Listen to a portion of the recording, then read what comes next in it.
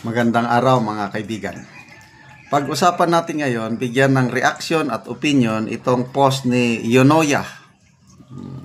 Title is, Cebuano Solon refuses to sign manifesto to support Romualdez. Okay? Just in, Deputy Speaker and Cebu 5th District Representative Vincent Franco Frasco is reportedly among the lawmakers who have declined to sign the manifesto supporting the continued speakership of Leyte Representative Ferdinand Martin Romualdez for the 20th Congress. While no explanation has been issued, sources say growing discontent is simmering within the House, particularly among lawmakers from the Visayas and Mindanao. Representative Frasco's office has not issued an official statement but has assured the media that the Deputy Speaker will release one in the coming days. Okay, so ano ito? It's a sudden development kasi nga, di ba, taga Bisaya si Speaker Romualdez. Ito, from Cebu, Visayas. Dapat sana magkakampi. Bakit biglang umayaw? Ano ang ibig sabihin? Nawawalan na ba ng influence si Speaker Romualdez sa Visayas? Kung ito, basahin lang dito growing. Sources say, so I don't know what sources. Growing discontent is simmering within the House, particularly among lawmakers from Visayas and Mindanao. So, ito, opinion ko lang ito Nakikita ko na mayroong lalaban kay Speaker Romualdez sa 20th Congress. Hindi katulad nitong 19th Congress na parang, kasi mabango pa ang Marcos Jr. administration pag-upo. Kaya kung sino ang pinili ng Pangulo, yun na yun, pinsan. So, nakikita, ito na yung palatandaan siguro. Again, these are all opinions. I'm not sure of it. Akin lang ito.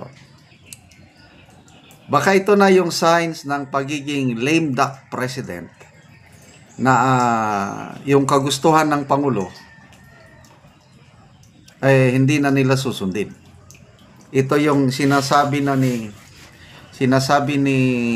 Ted Filon sa kanyang programa na sa 2026 magiging lame duck na ang sitting president at ang mga politiko, congressman man o senador, unti-unti nang gagapang parang langgam na papunta kung saan yung matamis. So, nakakapagtaka Bakit ayaw niya? Deputy Speaker ito. Deputy Speaker. Ayaw niya. So, itong bago lang natapos ang eleksyon, nagsalita si Congressman Toby Chanco. Yung dahilan, bakit natalo ang alyansa at sinisisi niya yung pinilit na impeachment. Tapos, may nag-float na ng idea na pwede siyang maging speaker o kakandidato. Nako, baka meron ng mga puwersa na nagbaback up kay Congressman Toby Chanco. Ako, personally kung ako lang ang opinion ko lang, gusto ko si Speaker Toby, Speaker, sana magdilang anghel ako. Gusto ko maging Speaker of the House si Congressman Toby Chanco. Kahit sabihin pa natin na aliado siya ni PBBM, kailang kung nagsasalita siya there is sincerity sa kanyang sinasabi. Tapos, hindi siya mayabang.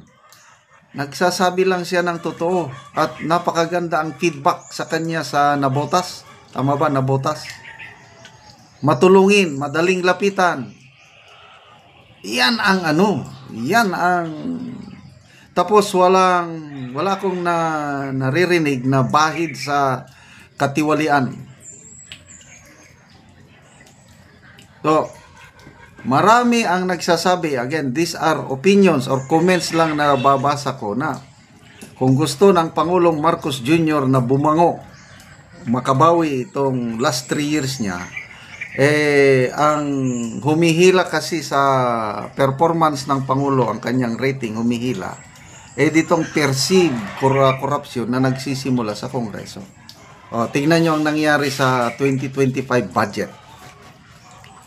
Described as the most corrupt budget in history, na dalawang ex-senator nagsasabi, Senator Drilon, Senator-elect Lacson, na wala na, mangled yung National Expenditure Program beyond recognition. Talagang chinap-chap nila.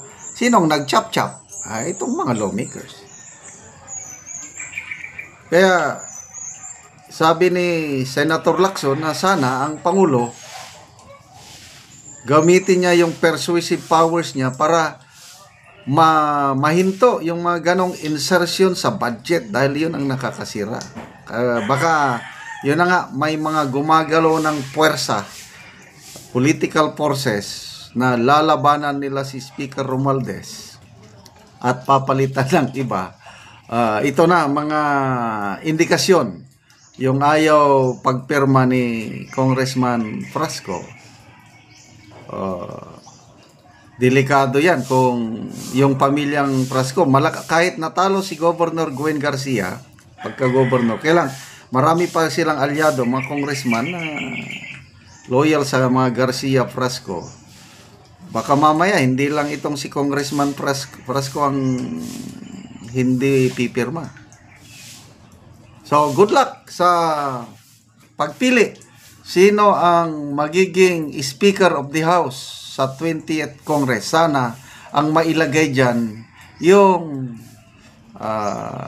magiging speaker na walang masyadong ambisyon sa politika. Yun ang nakakasira, yung masyadong ambisyon sa politika. Kaya nagkawatak-watak na ang unity team. Ito na natin dahil sa gustong-gustong magpresidente sa 2028.